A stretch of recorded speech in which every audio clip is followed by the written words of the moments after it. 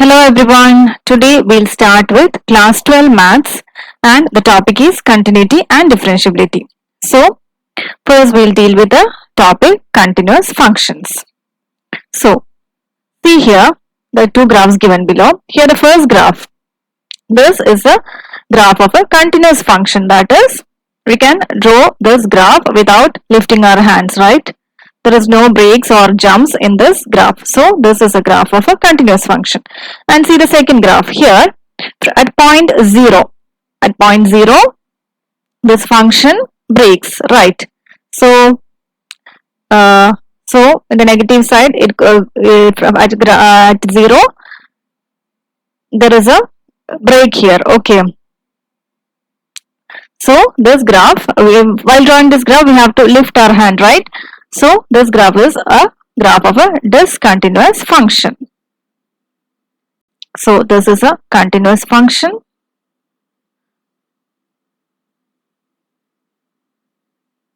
and this is a discontinuous function.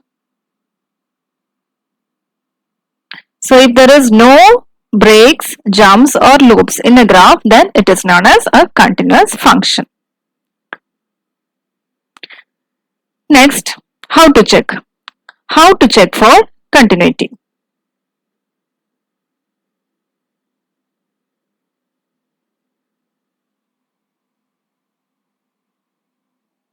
How to check for continuity? First, f of a is defined. F of a should be defined. Then, next one is left hand limit and right hand limit should exist. Okay. Then, if limit x tends to a minus f of x equals limit x tends to a plus f of x equals f of a, then the function is continuous.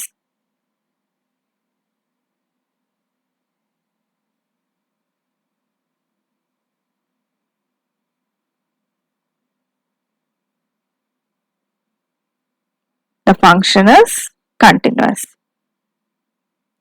So here limit x tends to a minus f of x.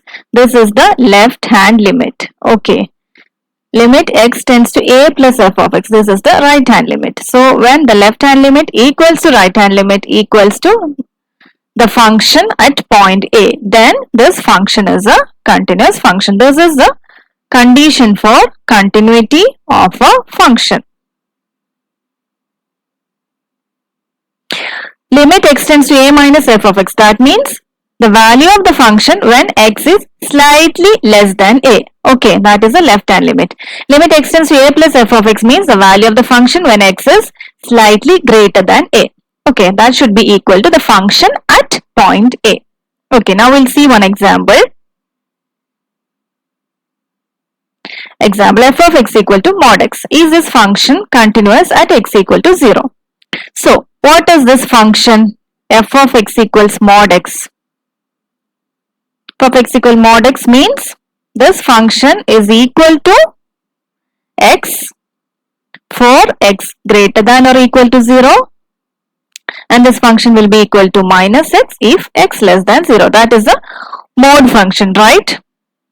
So, first we'll find f of a. That is the value of the function when x equals 0. That is f of 0. See, from this function we can see that when x equals 0, this is x equals 0 and x greater than 0. What is the value of function? The value of function is x. Okay. So if we put, and now we put the value of x as 0. So we get f of a as 0. Now we will find the left hand limit.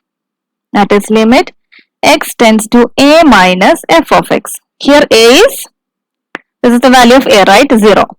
Limit x tends to 0 minus f of x. What does it mean? That is the value of the function when x is slightly less than 0. Okay, see here the value of the function when x is less than 0. What is the value of the function? It is minus x. So limit x tends to 0 minus value is minus x. Now put the value of x.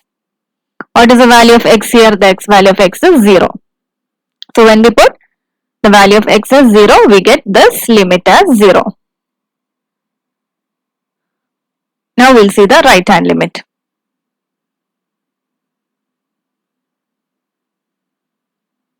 Now the right hand limit is limit x tends to a minus f of x, or that is equal to a is 0. So limit x tends to 0 minus f of x. This is the value of the function when x is slightly, this is 0 plus, right? The left hand limit is 0 plus. Okay. This is the value of the function when x is slightly greater than 0. See, from this function, this when x is greater than 0, what is the value of the function? The value of function is x. So limit x tends to 0 plus, the value of function can be written as x. Now we can apply the value of x limit, that is x is 0. So put this x as 0.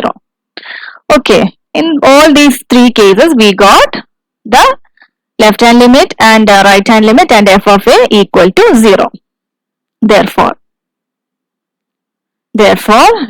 left hand limit equals right hand limits equals f of a equals 0. In all these cases we got it as 0. Therefore this function, what function? Function f of x equal to mod x is continuous at x equals 0. This is how we find the continuity of a function. Now we will see the next topic, that is algebra of continuous function. If we have two functions f of x and g of x that is continuous at a point c, then f plus g will be continuous at x equal to c. Then f minus g is also continuous at x equals c, f times g is continuous at x equal to c, and f by g is continuous at x equals c. Here there is one condition, that is the denominator g of x should not be equal to 0. Okay, we'll see an example. We have two functions. First one is f of x equals x square. This function is continuous for every real number. Okay, this is a continuous function. Continuous at every r. Continuous for every r. Now there is another function g of x, sin x. G of x equals sin x. This is also a continuous function. This function is continuous for every r. So what does algebra of continuous functions says? The addition of these two functions, subtraction of these two functions, product of these two functions, and division of these two functions at the given point will be continuous. That is, for example, f of x plus f of g, f of x plus g of x equals x square plus sin x. This function will also be a continuous function for every r. Continuous at every r, that is for every real number, this function is also a continuous function. Similarly, f of x minus g of x, that is x square minus sin x, will also be a continuous function at every real number. X square times sin x will also be a continuous function at every real number, and x square by sin of x will also be continuous for every real number. This is the algebra of continuous function. So this is just an introduction on the continuous function. In the next class we will do the exercises from the NCERT chapter. So stay tuned and thanks for watching.